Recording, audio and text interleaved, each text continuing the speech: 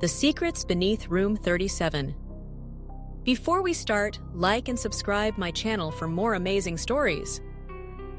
In the year 1952, the Monarch Grand Hotel opened its doors in the heart of Belwick, a luxurious building of 40 floors, marbled halls, and golden elevators. But there was one room no guest ever entered, Room 37. Officially, it did not exist. On every floor plan, Room 37 was skipped. No number between 36 and 38, but the old blueprints, hidden in city archives, showed something different.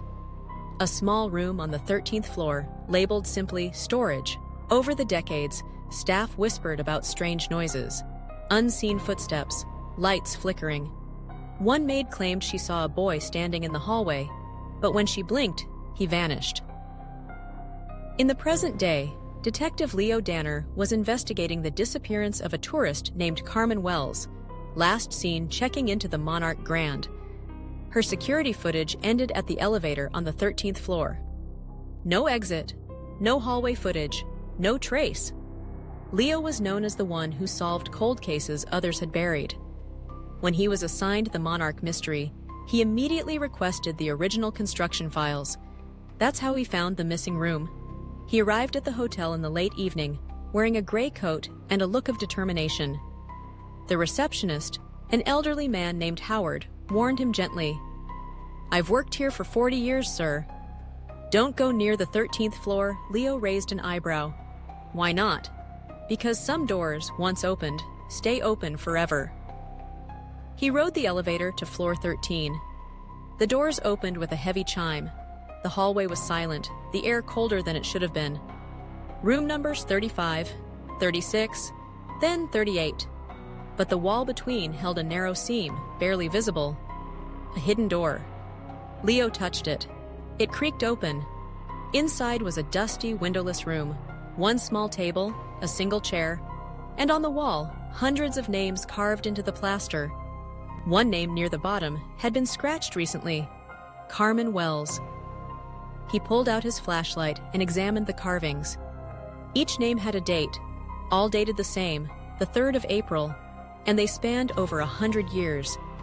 Suddenly, the door slammed shut behind him. The flashlight flickered. Voices began to whisper from the walls. "Help us! Find the key! Stop the cycle!" Leo reached for his service pistol, but it turned to rust in his hand. He searched the room. In the chair's cushion, he found a small brass key wrapped in cloth, along with a note. "To escape, you must go deeper. To go deeper, you must remember." He closed his eyes. In an instant, he was no longer in the room. He was in the year 1924, wearing clothes he didn't recognize. People passed him by without noticing. He was in the Monarch Grand, but it looked newer, grander. A man brushed past him, Elias Renwick, the hotel's original architect. Leo followed him.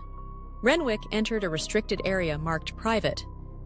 Through a crack in the door, Leo saw him kneeling before a strange mechanical clock embedded in the floor. He turned a dial. The floor opened, revealing a staircase downward. Then, a scream echoed from below. Leo opened his eyes. He was back in room 37. The floor now had a metal panel shaped like a clock face. He placed the brass key into the center. It turned.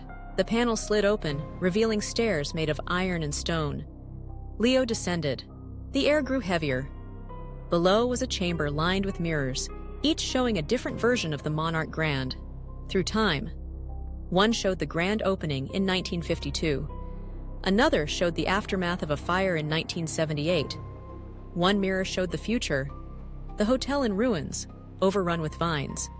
In the center stood Carmen Wells, alive, but in a trance. Leo rushed to her. She whispered without blinking, "The room takes them, but it also remembers. You're the last chance." A ticking began. Behind them, a giant clock descended from the ceiling. Its hands spun wildly. Gears ground against each other. The walls began to shake. Leo grabbed Carmen and dragged her toward the stairs. A voice echoed from above. "No one escapes the memory room." But Leo did not listen. He climbed. Step after step, heart pounding, light flashed behind him. Then, silence. He and Carmen burst out of the hidden door onto the 13th floor. The hallway was warm again, the lights steady. Room 37 was gone, as if it had never been.